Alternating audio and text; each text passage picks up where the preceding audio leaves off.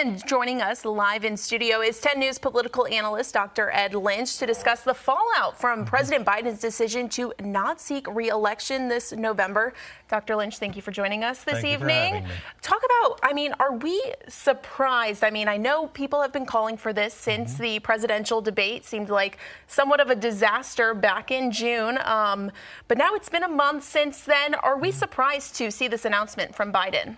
I'm a little bit surprised because I never thought that he would step away from the presidency voluntarily. He's wanted it for most of his life.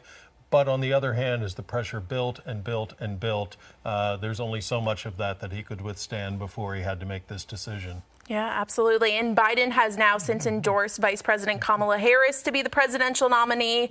What are your thoughts about that?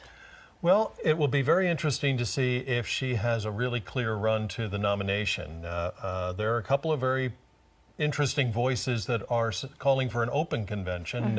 One of them is former President Barack Obama, who has not endorsed Kamala Harris and who has called for an open convention. West Virginia Senator Joe Manchin has said he might re-register as a Democrat and run against Kamala Harris. At least one Democratic congressman has called for an open convention. So it's not clear that she's going to get this nomination. If she does, and in running for the nomination, her most immediate impact on this race is going to be to somewhat narrow the enthusiasm gap, which is very, very wide between the two parties right now. Democrats, in other words, will be much more enthusiastic about Kamala Harris than they were about Joe Biden. Now, will that get them up to the level of enthusiasm that Trump supporters have for their man? I don't think so, but it will certainly narrow the gap. Yeah, and I think that leads into our next question. Are any of these candidates potentially have the ability to beat Trump? Well, we'll have to wait and see. It is not self-evident that Kamala Harris is going to do so. I was looking at some comparison polls in the swing states.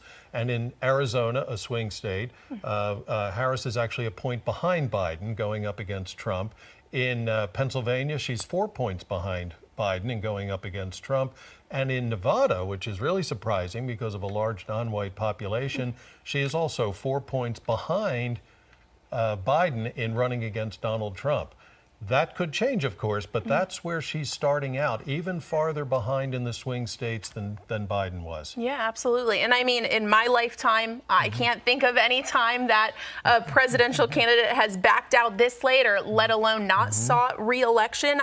When was the last time we saw something like this? Well, I can't think of a time when it happened this late. Lyndon Johnson in 1968 dropped out after he was embarrassed in the New Hampshire primary, but that was in March.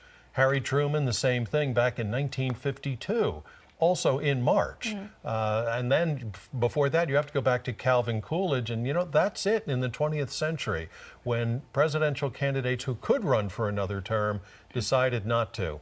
Yeah. So and by the way, none of those worked out well for the incumbent party. Yeah, absolutely. Well, thank you, Dr. Lynch, for joining us tonight. We really appreciate it. Thank and we'll you. have to keep our eyes on all of this to continue to unfold.